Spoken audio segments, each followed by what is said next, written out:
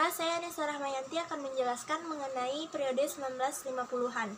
Yang pertama itu ada sejarah perkembangan kesusastraan pada periode 1950-an. Terjadinya krisis pada kebudayaan gelanggang pada saat itu membuat para sastrawan pada saat itu kehilangan jati diri mereka. Ditambah lagi dengan setelah meninggalnya Khairal Anwar, keadaan ini makin memburuk.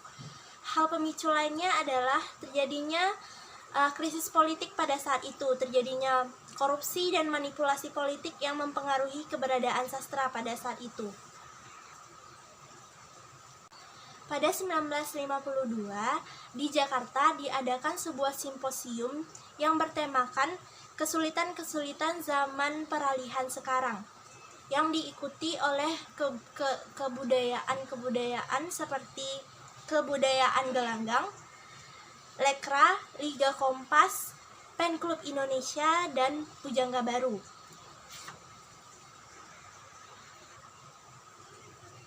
Setahun setelah itu, yaitu pada 1953, kembali diadakan sebuah simposium yang kali ini digagas oleh Sultan Takdir Ali Syahbana, Asrul Sani, dan Profesor Dr. Edward, yang membahas mengenai impanse atau kemacetan atau krisis sastra pada saat itu. Pembicaraan mengenai krisis sastra ini makin hangat diperbincangkan setelah diterbitkannya sebuah majalah konfirmasi pada tahun 1954.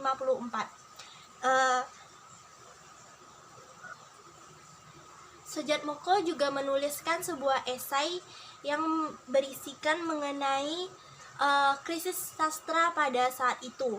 Di dalam esainya dia membahas bahwa krisis sastra saat itu terjadi sebagai sebuah akibat dari krisis politik yang terjadi di Indonesia pada tahun-tahun tersebut.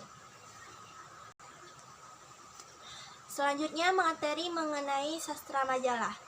Pada 1953, kinerja Balai Pustaka mengalami penurunan yang amat sangat drastis dan begitu dirasakan, di mana pada saat itu hanya karya-karya sastra pendek saja yang bisa diterbitkan. Karya sastra seperti cerpen, puisi, dan hanya karya sastra singkat saja yang bisa diterbitkan, sementara karya sastra yang panjang tidak bisa diterbitkan. Hal ini membuat para pengarang seperti kehilangan jati diri mereka. Mereka seperti merasa dihalangi untuk berkreativitas.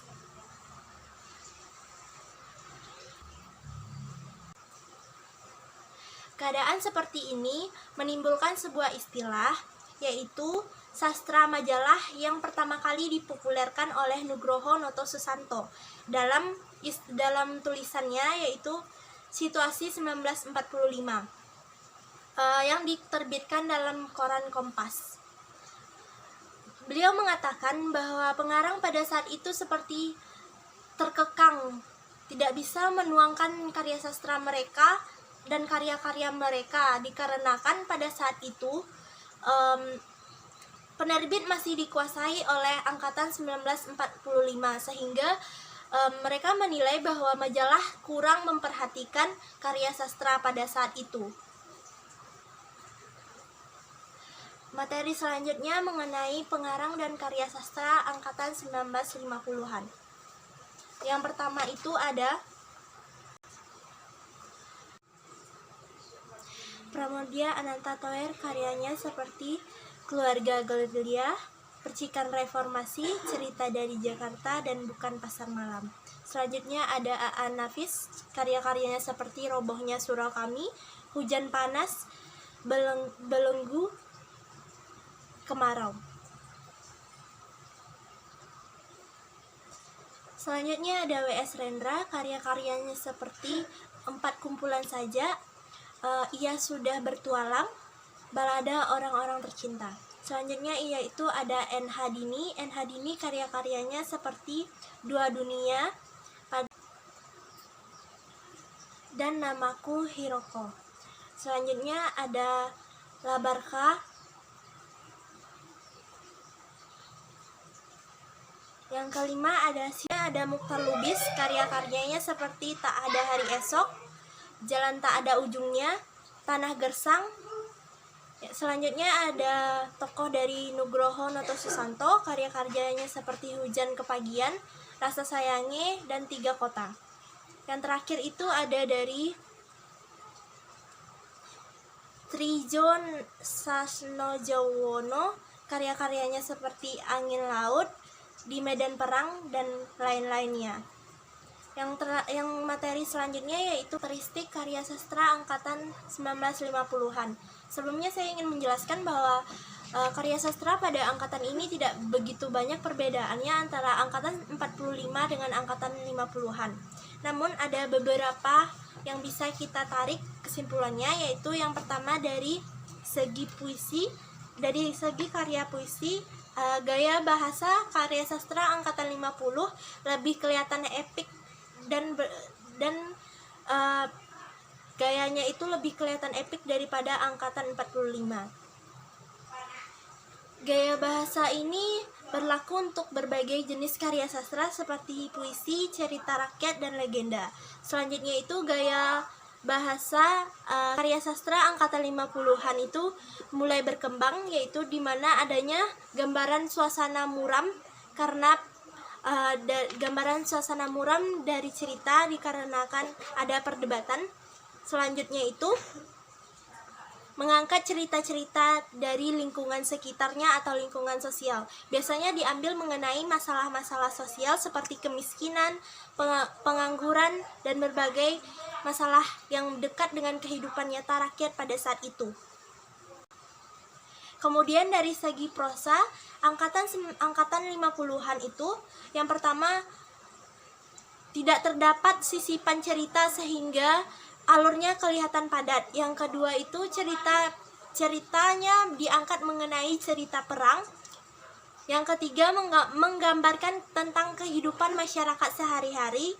Yang keempat, kehidupan pedesaan begitu terasa dalam cerita yang diangkat.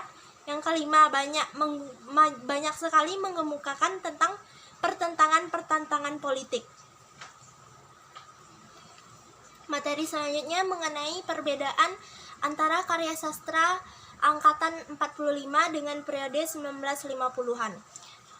Yang pertama, angkatan 45, gaya bahasa dari periode angkatan 45 dinilai lebih bebas, artinya tidak tergantung atau tidak memiliki aturan tertentu dengan gaya bahasa dan mengangkat masalah-masalah dari kehidupan adat dan tidak boleh menyinggung masalah politik sama sekali. Sedangkan pada periode 1950-an gaya bahasanya terlihat lebih epik atau lebih menceritakan situasi pada saat itu. Yang kedua, angkatan 45 lebih rasionalistik dibandingkan dengan 1950-an. Sementara gaya mantra pada angkatan 1950-an mulai berkembang, di mana mulai tampak balada-balada. Yang ketiga, kulturistik, di mana angkatan 45 itu artinya lebih karya sastranya itu lebih berorientasi pada masa depan. Selanjutnya angkatan 1950-an, gaya ulang dalam cerita angkatan 1950-an itu sangat kental atau sangat berkembang sekali pada masa saat itu. Selanjutnya itu ada angkatan 45, yaitu gaya individualistik dari si tokoh dalam cerita itu tergantung pikiran dari pengarang itu sendiri, artinya isi pokok pikiran dari pengarang sendiri tanpa ada campur tangan lain. Sedangkan gaya bahasa periode angkatan 1950-an, gaya bahasanya itu masih gaya sorot atau gaya retorik, di mana dalam genre prosa hampir tidak ada perbedaan, namun pada angkatan 1950 ini lebih murni menceritakan tanpa adanya sisipan-sisipan pikiran lain, sehingga cerita itu lebih terarah atau terfokus pada tokoh utamanya, sehingga cerita tersebut terlihat padat. Baiklah, sekian presentasi mengenai kesusastraan pada periode 1950-an.